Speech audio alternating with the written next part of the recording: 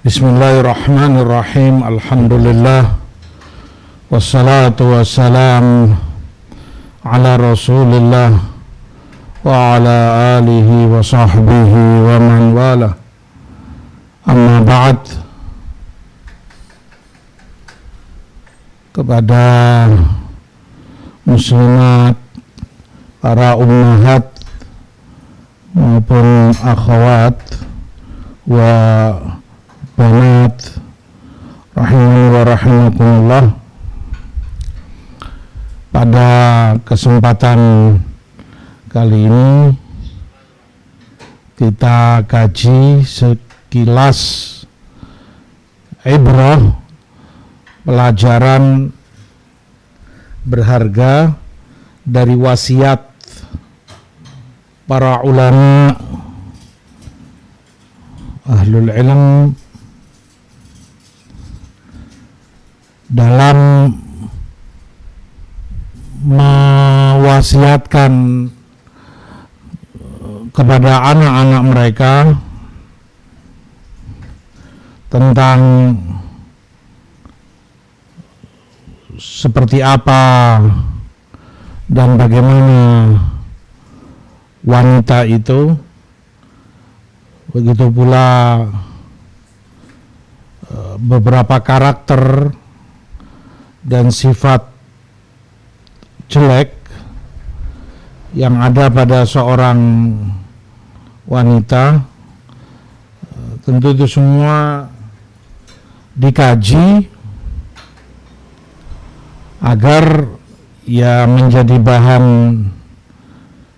introspeksi diri, yang mungkin menyadari itu ada pada dirinya segera bisa berbenah, membuang jauh sifat-sifat itu,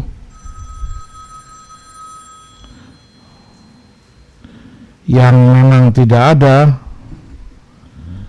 Dia bisa menyadari agar tidak sampai terjatuh pada sifat-sifat tersebut.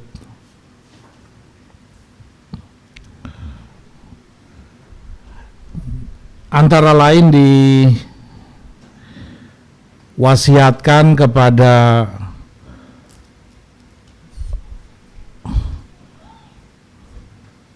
anak dari Khattab ibn Mu'alla rahimahullahu ta'ala. Beliau katakan, ya bunayya inna zawjatar rajul sakanuh wala aisha lahu ma'a khilafiha. Wahai anakku, ketahuilah bahwa istri seorang lelaki itu adalah ketenangannya. Orang yang dia dapati ketentraman hidup di sampingnya, layaknya itu seorang istri. Dan bagi seorang suami, dia nggak akan bisa hidup tenang jika berselisih dengan istrinya, berbeda, istrinya tidak seperti yang dia inginkan. Itu akan membuat keruh hidupnya. Tapi sebaliknya, jika sang istri memiliki sifat-sifat yang memang itu disenangi pada dirinya, akan menyempurnakan kebahagiaan dan ketentraman seorang lelaki. Fa idza hamamta binikahin ra'ah fasal an ahliha fa innal uruqat tayyibah tumbitu thimaral halwa. Maka jika kamu memang berniat menikahi seorang wanita, tanyakanlah tentang keluarganya, karena keturunan yang baik dari keluarga yang baik akan menumbuhkan buah yang manis dan lezat. Artinya wanita itu bagaikan tanah. Kalau tanah itu subur, dan kita tahu tanah kan beda-beda macam-macam satu dengan yang lain. Kalau itu subur, ngolahnya nggak repot, kita nggak capek, sedikit aja disiram, dicangkul, dikasih bibit, tumbuh dengan suburnya dan cepat, berbuah, memberi keuntungan besar, begitu. Tapi kalau tanah itu tidak subur, kita capek dibuatnya. Kita cangkul, kita bajak, kita kasih air, kita ini masih saja ada gagalnya, masih saja sulit untuk maksimal mendapatkan keuntungan, kurang lebih seperti itu. Kalau wanita ini dari keluarga yang baik, keturunan yang baik, keluarga yang memperhatikan agamanya, akidah dan akhlaknya, maka kamu akan tenang, suami akan tentram, dan tumbuh anak cucu lahir darinya keturunan yang saleh dan salehah. Tapi kalau itu ibarat tanah yang enggak subur, ya akan capek sang suami membenahi dia, menasihati dia sedikit-sedikit. Ada cekcok sebentar, ada perselisihan sebentar, ada ini, itu. Sulit diharapkan akan ada keturunan yang baik darinya. Lalu beliau lanjutkan nasihatnya, An-nisa asyaddu ikhtilafan min asabi'il kaf.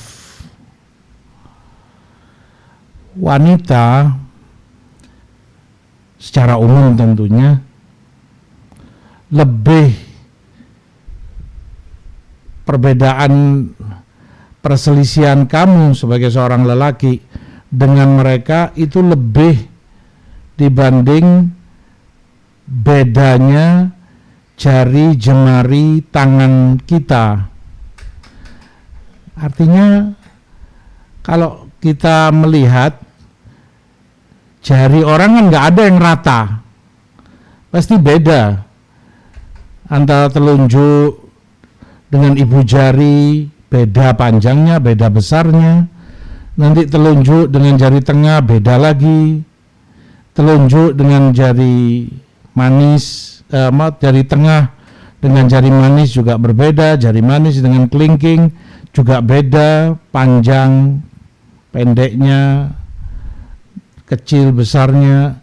Kalau jari jemari saja berselisih beda seperti itu, ya beliau ingin menasehatkan, ya seperti itulah kalau kamu sebagai seorang suami menasehatkan anaknya, bermuamalah dengan dia, ada saja yang dibuat perselisihan, hal-hal remeh kecil pun akan dia jadikan bahan perbedaan, bagaimana dia berselisih dengan suaminya, tidak dia jaga bagaimana agar akrab, rukun, hal-hal yang tidak perlu diperselisihkan, tidak perlu dipertajam. Kalau wanita itu bijak dan baik, sifat-sifatnya sempurna, fatawaqqa minhunna kulla dhati badha majbulatin 'alal adha, maka hindari olehmu setiap wanita yang sering kali, mudah sekali berkata-kata yang kurang baik.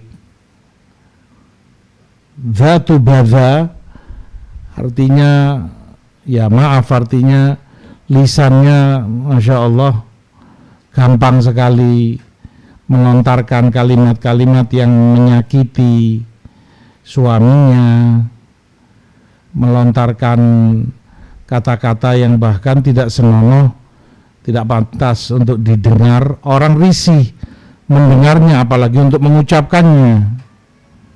Ini tidak pantas untuk dipilih, bukan tipe istri ideal yang diharapkan. Majbula alal adha, dan sering menyakiti, mengganggu suaminya. Tadi lebih dari jari jemari tangan tadi. Ada saja yang dia buat bahan perselisihan dalam keseharian. Tidak ada sesuatu apapun dari sang suami kecuali dia ingin menyalahi dan bagaimana beda dengan suaminya. Faminhunnal mu'jiba binafsiha muzriya bi ba'liha. Ada pula tipe seorang wanita yang pada dirinya sendiri dia ujub, bangga, maka otomatis kepada suaminya dia cenderung meremehkan. Tergantung, kadang dia bangga diri karena ya mungkin dia melihat faktor kecantikan wajahnya, sementara suaminya mungkin misalnya wajahnya pas-pasan. Itu akan dia jadikan bahan untuk membanggakan dirinya dan merendahkan suaminya. Atau dari sisi harta, mungkin dia dari keluarga kaya dan berkecukupan lebih, sementara suaminya mungkin pas-pasan hidupnya. Itu juga akan dia jadikan bahan membanggakan dirinya, keluarganya, dan menjatuhkan sang suami. Atau sifat-sifat yang lain, mungkin dia pendidikannya tinggi, dia mungkin sampai punya gelar S1, mungkin S3, suaminya mungkin lulusan SMA. Walhasil tidak ada sesuatu yang membuat dia bangga dan melebihkan dirinya kecuali akan dia gunakan itu dengan menyepelekan dan merendahkan suami, sehingga sang suami terhina, hancur harga diri dan kehormatannya. In akramaha ra'athu li fadliha alaih la tashkur ala jamil wa la tarda minhu bigalil. Kalau sang suami menghormati dia, mungkin ngasih hadiah, mungkin apalah, memuliakan, menyayangi dia, dia menganggap itu karena kelebihan yang dia punya tadi. Pantes aku diginikan karena aku memang orang kaya, keluarga kaya, karena aku cantik, karena aku pinter, gelarku begini begitu. Sementara dia jauh di bawah dia, sang suami. Maka wanita seperti ini tidak akan bersyukur atas kebaikan apapun yang suaminya berikan padanya. Dan kalau sedikit dia dapati dari sang suami, dia marah, nggak akan ridho. Kalau kurang dari apa yang dia harapkan bahkan. Lisanuha alaih sayfun saqil. Maka lisan dia kepada sang suami bagaikan pedang yang tajam. Pedang kalau begitu tajam, kertas tipis pun bisa dia belah, sangat tajamnya. Maka lisan dia kepada sang suami ya semacam itu, tajam sekali, sangat melukai perasaan suaminya. Kasyafat quhah sitral haya' an wajhiha. Maka yang semacam ini ya tidak punya rasa malu pada dirinya. Fala tastahi min i'waziha. Dia nggak malu, nggak sadar kalau ada kekurangan pada dirinya, aib, sifat-sifat jelek itu ada di lisannya, di perbuatannya, Ya bagaimana mau malu? Rasa malu itu tipis, bahkan mungkin hilang pada dirinya. Wala tastahi min jariha, bahkan dia nggak malu dengan tetangganya, mungkin bahkan terdengar teriakan dia atau dilihat oleh orang lain bagaimana dia mensikapi, memuamalai suaminya. Dia nggak peduli, dia nggak malu lagi. Naudzubillah. Kalbah harrarah muharisha aqqarah, ya, ibarat dia seperti seekor anjing yang terus menggonggong, tiap orang lewat dia gonggongi, tiap orang di hadapannya dia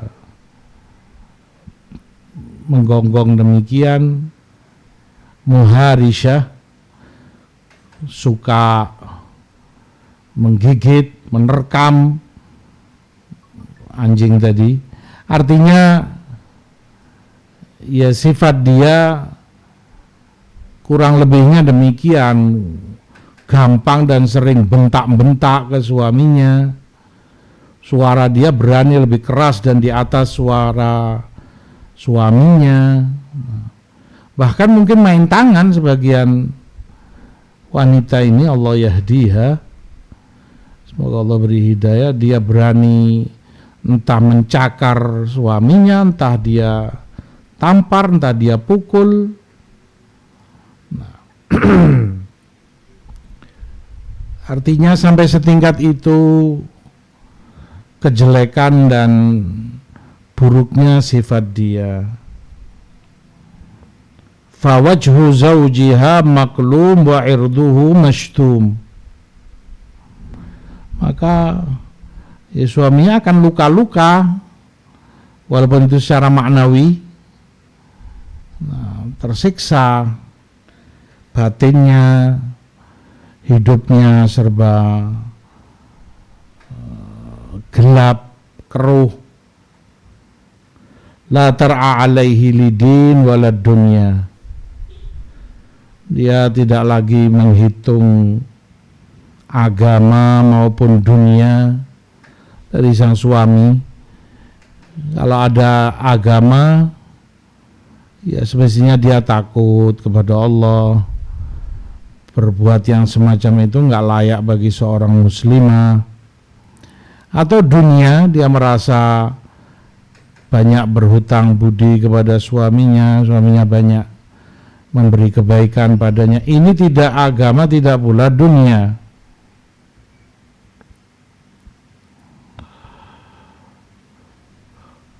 La tahfaduhu li suhbah wala li kathrati banin, pertemanan yang lama tidak dia hitung.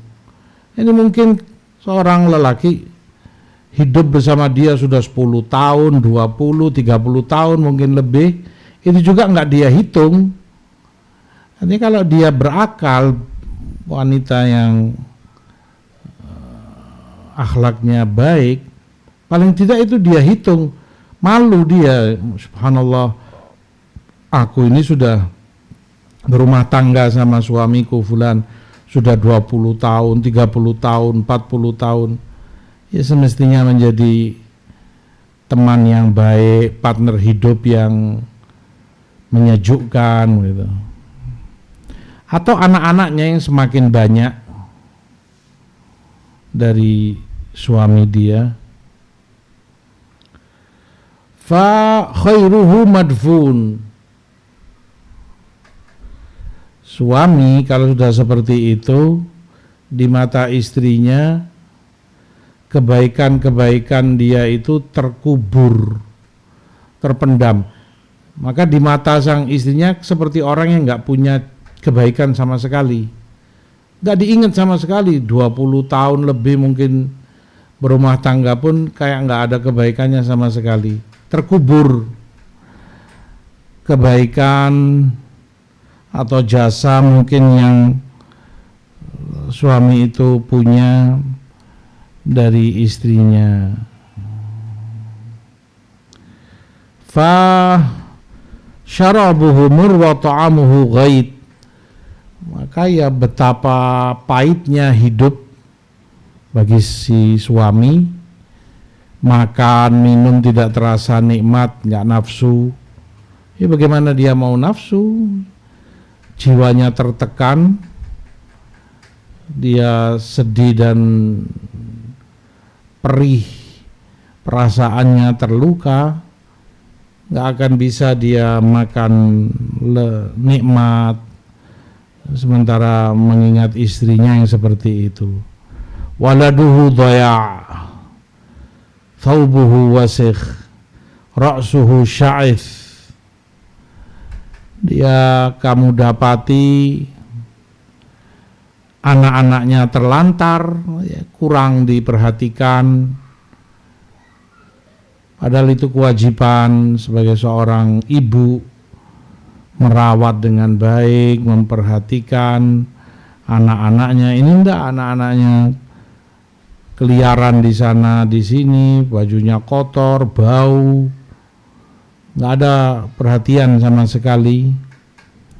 Begitu pula suaminya, pakaiannya kurang dirawat, enggak dicuci dengan baik, enggak disetrika. Walhasil tampak kalau sang istri ini tidak ada kepedulian, kurang khidmat dalam memberi layanan yang layak kepada suami maupun kepada anak-anaknya.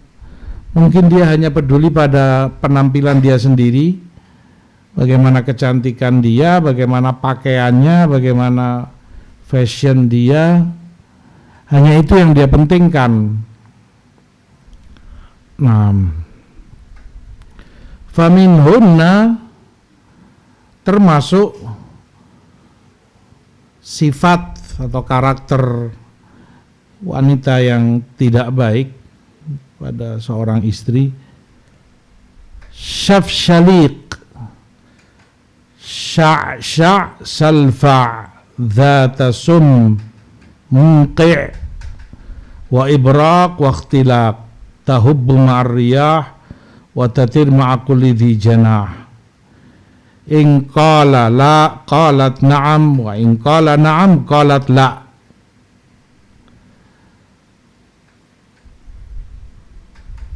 Padanya yang pertama syafshalik, tipe atau sifat yang dihindari pada seorang wanita, yaitu terlalu tua usianya dan istilahnya ma'ruf lah, kalau semakin berumur ya tentu banyak yang kendor pada jasadnya, kulitnya semakin keriput, ini itunya ya banyak berkurang lah karena usia. Yang dimaksud kan ini dari awal wanita yang hendak dilamar, hendak dinikahi begitu. Nah, beliau menasehatkan, artinya kamu kepada anaknya mau menikah, artinya cari istri yang memuaskan kamu, istri yang membuat kamu bahagia, kamu dengannya tercukupi sehingga banyak membantu kamu menundukkan pandangan dari yang haram. Artinya puas syahwatmu di tempat yang halal itu. Nah, sementara kalau seperti ini artinya sudah usia nenek-nenek mungkin, ya nggak akan membuat kamu mendapat kepuasan bersamanya. Sya'sya' ditafsirkan wanita yang gampang sekali dan terburu-buru menyerang kepada suaminya dan mencari-cari masalah, ada saja problem dan perselisihan yang dia buat. Kan artinya semestinya kalau dia bijak, tanya dulu misalnya, ini kenapa demikian, kamu bagaimana, atau dia cari klarifikasi dulu. Ini enggak, syak-syak wanita yang ini misalnya ada sesuatu, langsung dia vonis suaminya, kamu dasar memang begini begitu. Nah, dan masalah yang seharusnya itu tidak menjadi masalah, dia jadikan itu problem, jadikan itu masalah. Bahkan dia buat-buat, dia rekayasa, dia senang kalau ada gesekan dan perselisihan dengan sang suami. Nah, ujung-ujungnya nanti kalau disabari, diterangkan, dia mungkin menyesal. Aku kira tadi kamu begini, saya kira abang tadi begini, nyesel di belakang.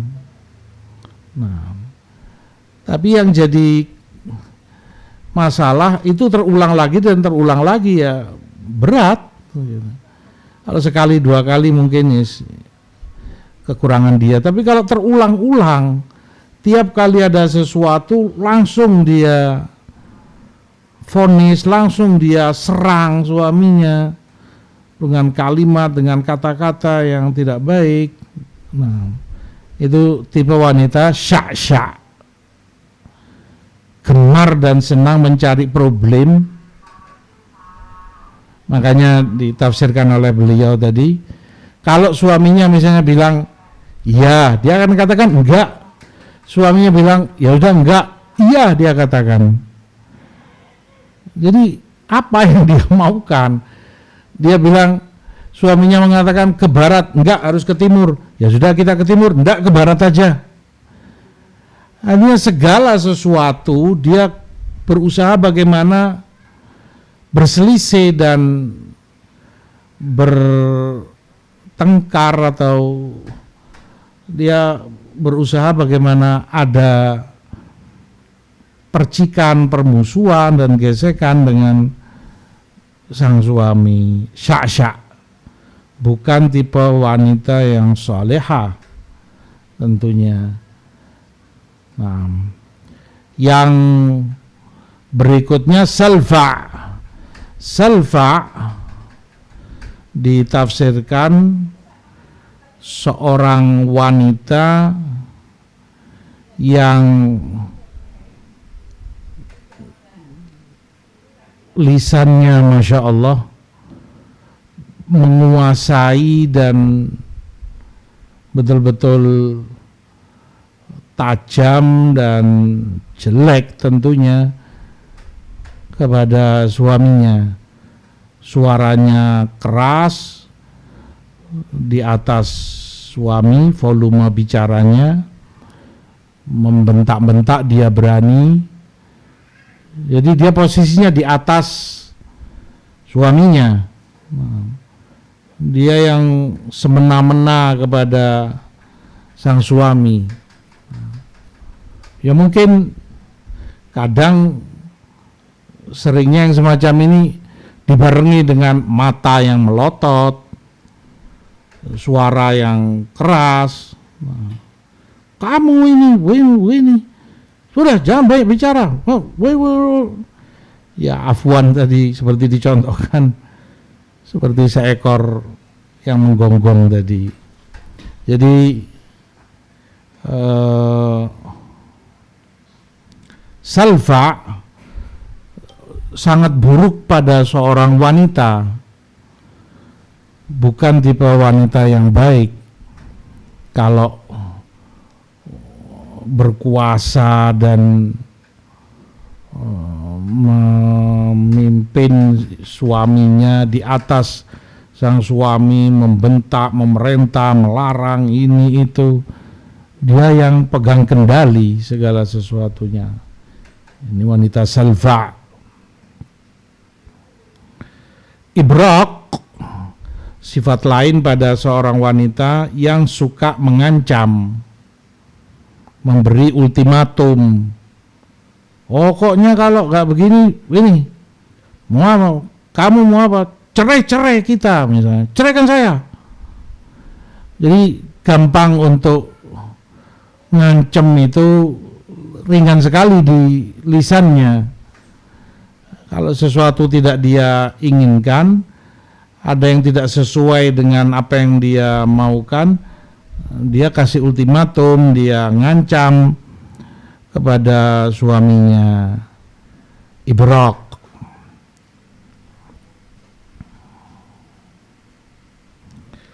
Tahubbu ma'ar riyah wa tatir ma'a kulli dhi janah. Dia gampang terbawa oleh angin ke sana kemari, terbang bersama setiap burung dengan sayapnya. Yang dimaksud tipe wanita yang tidak punya prinsip, gampang terpengaruh, mudah terombang-ambing karena ucapan atau perbuatan orang lain, mungkin temannya atau siapa, keluarganya. Sekarang misalnya dia katakan, pokoknya begini, sebentar dia ketemu temannya atau siapa, dipengaruhi begini, berubah sudah. Yang tadi dia sampaikan, enggak, pokoknya tadi kamu bilang begini, ya itu tadi sudah, nggak usah diingat-ingat, nggak usah diangkat-angkat lagi, pokoknya sekarang berubah, sekarang begini. Gampang sekali dia berubah begitu. Kan capek kita menghadapi orang yang semacam itu. Ketika menyampaikan pertama seakan itu sesuatu yang nggak bisa ditawar, sesuatu yang nggak mungkin berubah. Begitu dia entah ketemu teman atau keluarganya, gampang sekali terpengaruh, berubah yang tadi dia sampaikan, dirubah lagi seakan seperti membalikkan telapak tangan. Cepat dan gampangnya dia merubah sesuatu yang dia pegangi begitu. Al-warha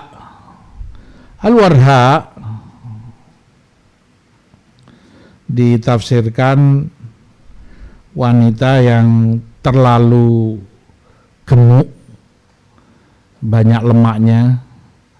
Ini mungkin kalau bahasa kita sekarang obesitas atau apa, berlebih berat badannya.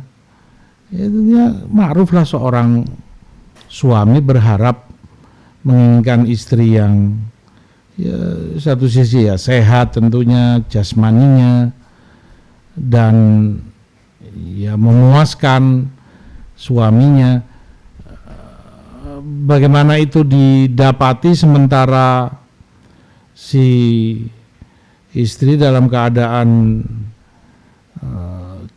jasadnya kurang membuat senang suaminya, terlalu gendut, gemuk, sehingga nggak ada sesuatu yang menarik sang suami pada dirinya. Padahal salah satu tujuan penting pernikahan itu artinya agar pandangan suaminya itu terjaga dari yang haram, tercukupi kebutuhan biologisnya. Maka perlu diperhatikan seorang istri ya hendaklah pintar-pintar merawat badannya, jasadnya, agar suaminya senang dan merasa puas bersamanya. Zatud dal fi ghairi mawdhi'iha. Yang berikutnya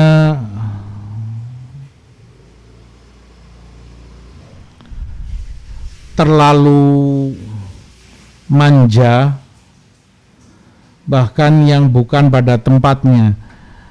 Kalau manja itu pada tempatnya bagus, dan harus ada memang ya istri manja kepada suaminya, layaknya anak kecil kepada orang tuanya, dan itu menghangatkan hubungan di antara keduanya, menambah kemesraan dan kasih sayang, cinta di antara keduanya.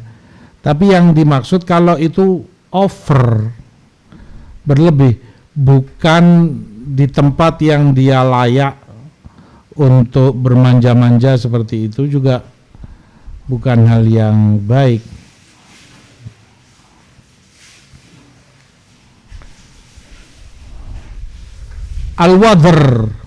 Al-wadhr adalah sisa lemak pada piring atau panci atau yang semisalnya, alat-alat dapur. Isyarat yang dimaksud adalah tipe wanita yang kurang peduli dengan urusan rumahnya. Kalau dia peduli, dia nggak akan biarkan hal-hal itu. Ada piring misalnya belum dicuci, segera dia cuci, segera dia bersihkan. Ada panci misalnya sisa sayur, sisa lemak di wajan mungkin. Hal-hal yang itu mungkin ada di dapurnya, dia berusaha agar bagaimana itu rapi dan bersih, karena itu akan dilihat oleh suaminya, oleh anaknya. Rumah itu diharapkan rapi, indah, gitu, bagus, bersih, wangi. Itu yang diharapkan. Nah, wadhr tipe wanita yang kurang dalam hal itu, gitu, cuek dengan kerapian dan kebersihan rumahnya, sehingga tadi diibaratkan lemak itu ada di piring di sana, di panci di situ, intinya kerapian rumah sangat kurang, bahkan mungkin bisa dikatakan hilang terkadang. Rumahnya berantakan, nggak ada rapinya, kamar suaminya, kamar anak-anaknya, kotoran di lantai, dan yang semisalnya, meja, ya, ibarat kata orang rumah itu kayak kapal pecah. Karena istri yang baik tentu nggak akan membiarkan semua itu, dia ingin rapi, bersih. Yes, itu ujian seorang wanita, mungkin sebentar dia rapikan, anaknya kembali ngotori. Yes, itu ujian dalam rumah tangga, tentu yang semacam itu wajar terjadi. Tapi dia tidak akan membiarkan itu berkepanjangan dan lama, karena membuat pandangan juga nggak baik. Bagaimana anak dan suaminya akan kerasan di rumah kalau rumahnya seperti itu. Orang dulu disebutkan kalau mau melamar seorang gadis itu, bahkan di zaman-zaman orang tua kita dulu banyak yang cerita, mungkin tahun-tahun 70-an gitu. Walhasil kalau mau melamar gadis itu keluarga si lelaki silaturahmi istilahnya, kunjung ke rumahnya. Nah, sambil mereka lihat, yang mereka lihat rumah dari gadis ini. Kalau orang Jawa bilang sawang, apa sawang itu? Hah? Semacam rumah laba-laba. Biasanya kan di pojok-pojok atap ada gitu.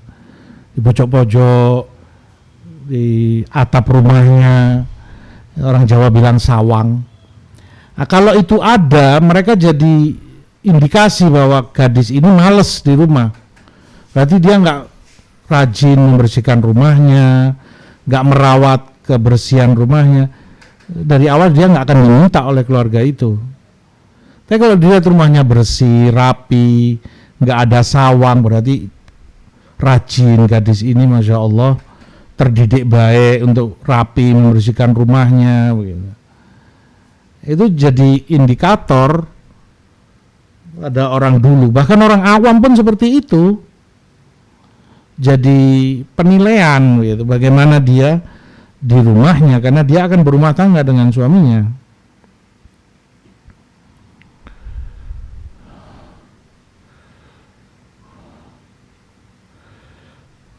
Itu beberapa karakter sifat yang kurang baik pada diri seorang muslimah. Intinya dia harus berjuang untuk membenahi dirinya, termasuk kata Abu Abdullah Muhammad bin Ali Ar-Ru'aini rahimahullahu ta'ala, beberapa sifat buruk pada seorang wanita yang gak layak. Yang pertama, mananah yang sering ngungkit-ngungkit. Ya mungkin dia pernah berbakti kepada suaminya, pernah berjasa, ngasih uang, bantu suaminya dalam kondisi terpuruk. Itu diangkut-angkut terus. Kamu saya bantu, abang ndak inget apa? Berapa kali, sekian aku bantu, wah. Mungkin kebaikan yang pernah dia berikan bantuannya kepada sang suami jelek pada seorang wanita, nggak usah kamu ungkit, kalaupun banyak sekali kebaikanmu. Yang kedua, al-bannanah yang mengadopsi anak bukan dari anak keturunanmu. Ini tentunya tidak secara mutlak, tapi yang dimaksud kadang ya cukup menyulitkan di saat seorang suami ingin mesra atau ingin dengan istrinya, sementara dia tersibukkan dengan anak ini yang bahkan bukan dari anak kandungnya. Tentunya ini tidak secara umum, tidak setiap wanita demikian, tapi ya dijadikan ibrah, itu dihitung, diperkirakan. Kannanah yang selalu menyebut-nyebut masa lalunya, apalagi kalau dia dapati lebih baik ketika dibanding dengan setelah bersuami.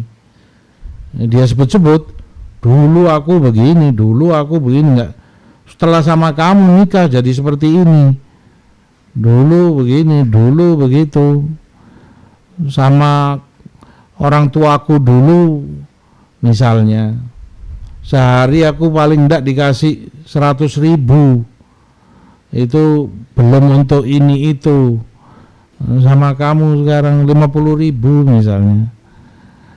Dia banding-bandingkan kamu dengan keluarganya, terlebih kalau sangat kaya.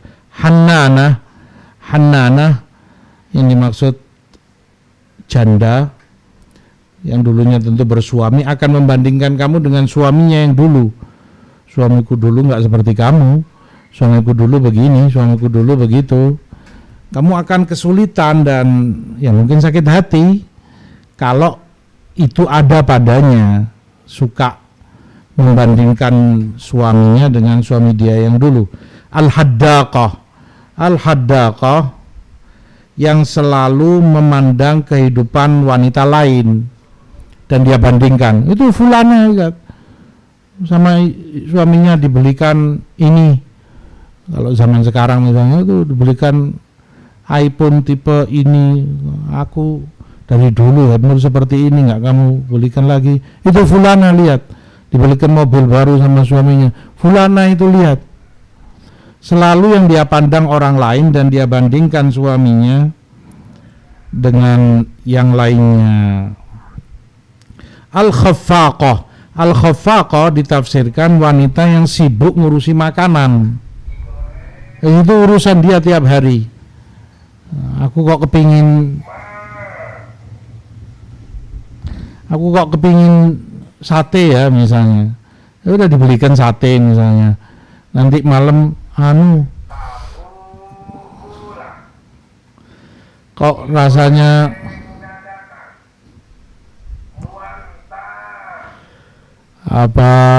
pingin makanan ini, pingin makanan itu ya. Kalau sekali-sekali mungkin nggak apa-apa dibelikan suaminya, tapi kalau tiap waktu, sebentar pengen ini, sebentar pengen itu, belum lagi nanti jajanan, pengen roti ini, roti itu, kue ini, kue itu, ya akan berat bagi suaminya kalau makanan dan jajanan itu yang sehari-harinya.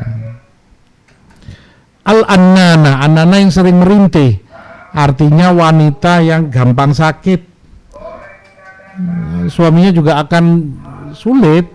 Nah, nanti sebentar, aduh kepalaku sakit, kamu berikan obat sakit, kepala sembuh. Sebentar, ya Allah perutku ini kenapa begini ya perut. Sebentar ke dokter, ya khair ke dokter. Keluar uang tentunya 100-200 ribu, tebus resep mungkin 200, sudah 500 ribu. Taib, seminggu jalan, sembuh, 2 hari lagi, ya Allah ini kakiku begini, kayaknya osteoporosis, coba ke dokter spesialis, sebentar jantungnya, sebentar. Ya akan sulit bagi suaminya.